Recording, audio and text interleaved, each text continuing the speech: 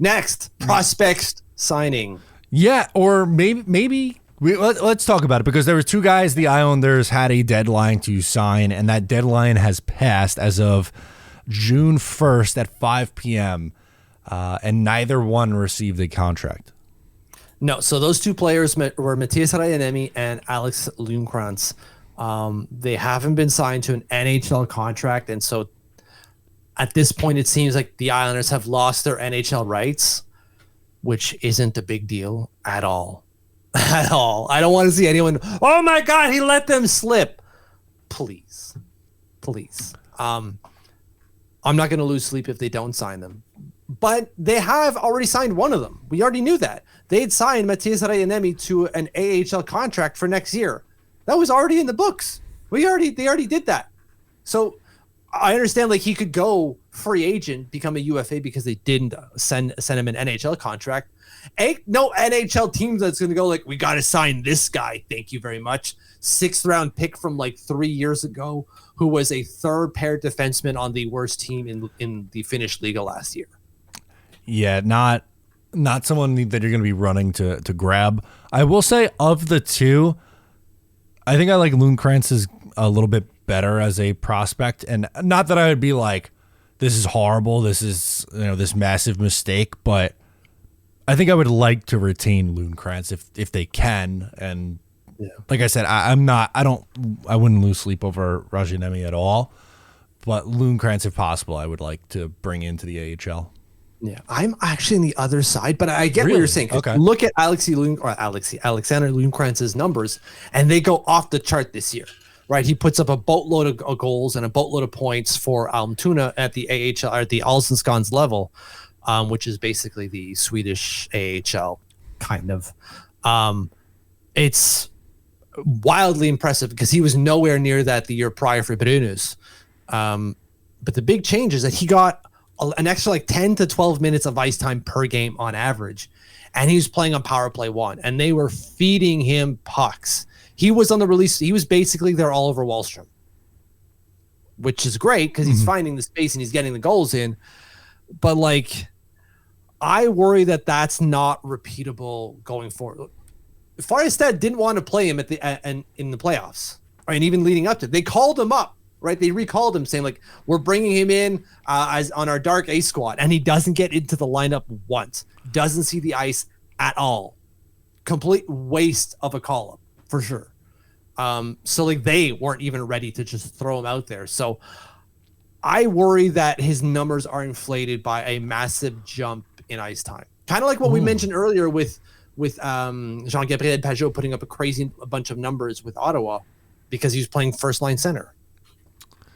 Okay, that's an interesting way of looking at it, and maybe I was just going to baseline off of his production. Like, I'm going to be honest, I can't sit here and tell you I've watched a ton of his games, but just with the forward prospects, like they're not being a ton, and that being kind of an issue for the Islanders. Maybe that's kind of why I was just like leaning that way a little bit more. But that's a fair pushback on his production this year because as you said, if they didn't feel comfortable playing in the playoffs, that's not great. No, and of course it was the level above, but you're like, why would you call up a guy who's leading and scoring and not use him? I get it was the level below, but still, you don't use him at all. It just seems weird. And they didn't go that far either. So you're like, well, great, that really served you well. But he is. There's some qualities there. He's a fast skater. He's a pretty good skater. He's good defensively. It was the reason he made the Swedish junior team for the World Junior Championships. They used him in a 3rd to 4th line role as kind of like a forechecker and a penalty killer. So there's some good defensive aspects to his game. I just worry that there's not enough there to translate to the next level. That doesn't mean I don't want to see him sign. I don't want to see any guy not sign because you're never going to know what you got if you don't try him. That's true. It doesn't make sense not to try him. Yeah. So it's just worth a shot. And Lou Lamoriello usually does that. Now with Lundqvist, I've been looking at Twitter. I try to stay away from Twitter over the last months or so. I'm not really active on it because it's a cesspool. You all know that, obviously. There's nothing new there. But I kept looking and searching for Ljungqvist for new tweets to see, like, has he been signed? What is going on?